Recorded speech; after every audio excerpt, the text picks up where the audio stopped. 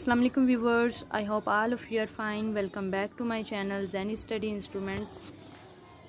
Here are students who are doing master or PS in English can seek help. Our today's course is History of English Literature and I'm gonna tell you about the topic Elizabethan drama and university wits, two topics in one video. Guys, this is very important topics, university wits and Elizabethan drama in history of English literature.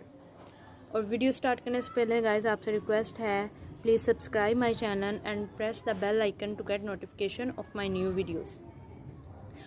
और जो viewers मेरे channel पे subscribe कर चुके हैं उनसे request है कि वीडियो को प्लीज़ एंड तक वॉच किया करें ताकि आपको फुल टॉपिक की समझ आ सके।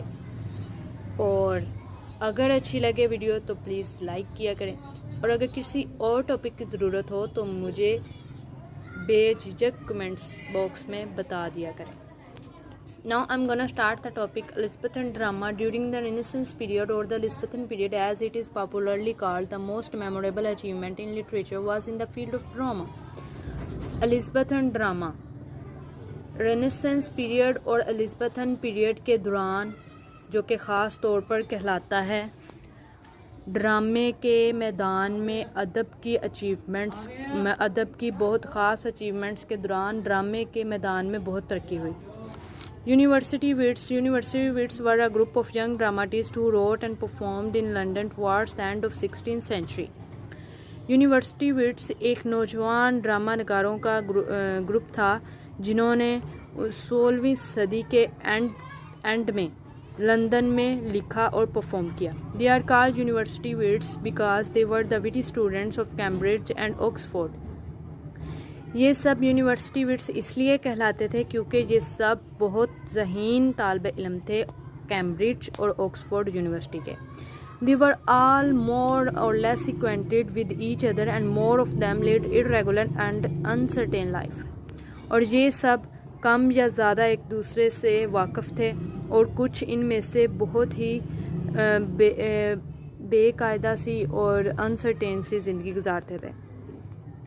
Christopher Marlowe, Thomas Kyd, Thomas Lodge, Thomas Nashe, Robert Greene, George Peele and John Lyly. University wits had fondness of introducing heroic themes in their dramas. University wits अपने ड्रामों में हीरोइक थीम्स का introduction कराने का शौक़ रखते थे।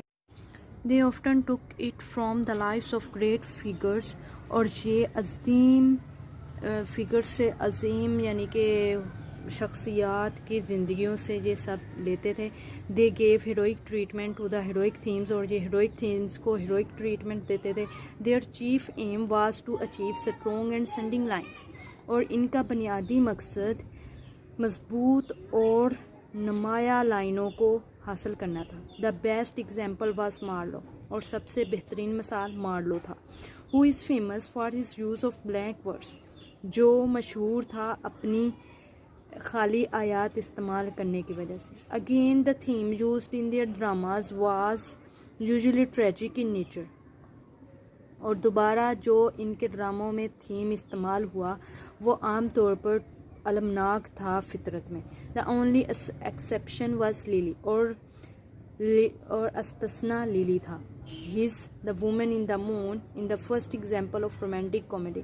उनका the women in the moon पहली रोमानवी कॉमेडी की मिसाल थी। Christopher Marlowe was perhaps the greatest among the university wits. Christopher Marlowe शायद ही यूनिवर्सिटी विट्स के दरमियान अहम था, अजीम था। Marlowe was fond of tragic literature. Marlowe अलमनाक अदब का शौक़ रखता था। He had no interest in comedy और उसका कॉमेडी में कोई दिलचस्पी नहीं थी। Again as a dramatist he has some serious limitation specially in plot construction. दोबारा फिर एक ड्रामा नगार के तौर पर उनकी कुछ संजीदा हदूद थी, ख़ास तौर पर प्लॉट की तामीर में। His art of characterization was simply और उनकी जो आर्ट ऑफ करेक्टराइजेशन थी, करेक्टराइजेशन का जो फ़न था वो सादा था। All his plays were poetic and artistic और उनके तमाम प्लेस शायराना थे और आर्टिस्टिक थे। The Jar of Malta and Dr. Faustus are two of his best works. jar of Malta and Dr. Faustus उनके दो बेहतरीन काम थे. These two plays clearly show Marlowe love for conventional Machiavellian hero. और ये दोनों place साफ तौर पर मार्लो का प्यार मोहब्बत कन्वेंशनल मैचिवेलियन हीरो के लिए ज़ाहिर करते थे. Thomas Kyd is another important dramatist of the university wits. Thomas Kyd भी एक अहम ड्रामा नगार थे यूनिवर्सिटी विट्स के. We can easily find the influence of Kyd in the works of Shakespeare. हम शेक्सपियर के काम में बहुत ही आसानी से कीड का असर देख सकते हैं. The Spanish tragedy is the best work of Thomas कीड. जो स्पेनिश ट्रेजेडी थी वो थॉमस कीड का बेहतरीन काम था. This play had some outstanding features. और इस ड्रामे के बहुत ही आउटस्टैंडिंग सी सिफ़ात थी, बहुत ही ख़ास, बहुत ही अच्छी सिफ़ात थी. The plot is horrific. जो प्लॉट था वो बहुत ही अलमनाक था. There are murders, madness, death, but it in the huge popularity for the play.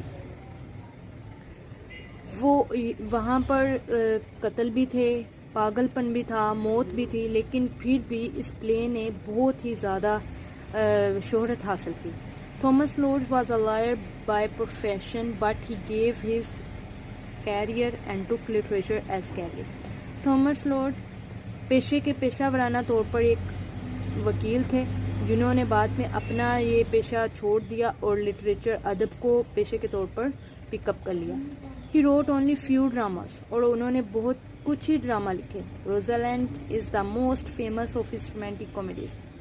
और जो रोजालैंड था वो उनका मशहूर रोमानवी कॉमेडी थी. Thomas Nashe was a professional journalist. Thomas Nashe पेशे के तौर पर एक सहाफ़ी थे. He got involve in politics as well. और इसके साथ साथ वो पॉलिटिक्स में भी शामिल थे. His works had satiric tone. और उनके कामों का तंजिया लहजा था. Unfortunate traveller is his best work. Unfortunate बदकिस्मत सफ़र उनका बेहतरीन काम था. Robert Greene plays had a great contribution in the development of English drama. Robert Greene के ड्रामों ने एक अजीम कंट्रीब्यूशन यानी कि इंग्लिश ड्रामों की तरक्की में अजीम कंट्रीब्यूशन की. Although his art of characterization was weak, his style was not outstanding, his humor was highly interesting. अगरचे उनका करेक्टराइजेशन का जो फ़न था वो थोड़ा कमज़ोर था, उनका जो अंदाज़ था वो आउटस्टैंडिंग नहीं था, लेकिन उनका humor हाईली इंटरेस्टिंग था, बहुत ही ज़्यादा दिलचस्प था. His method was not very strict like the other tragedians of that time. और उनका जो मेथड था वो सख्त नहीं था उस वक़्त के दूसरे ट्रेजेडियंस की तरह. He was VT, humorous and imaginative. वो बहुत फ़नी, खुश दिल और इमेजिनेटिव थे. George Peele was another important dramatist of university wits. George Peele university wits के एक और अहम ड्रामा नगार थे. His plays had romantic, satiric and historical evidence. और उनके प्लेस रोमानवी तंज और तारीखी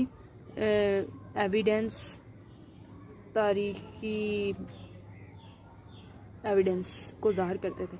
He had no attraction towards the poetry. उनका पोइट्री की तरफ बिल्कुल भी ध्यान नहीं था, कोई दिलचस्पी नहीं थी. Edwards the First was perhaps his first work. Edwards the First शायद उनका बेहतरीन काम था.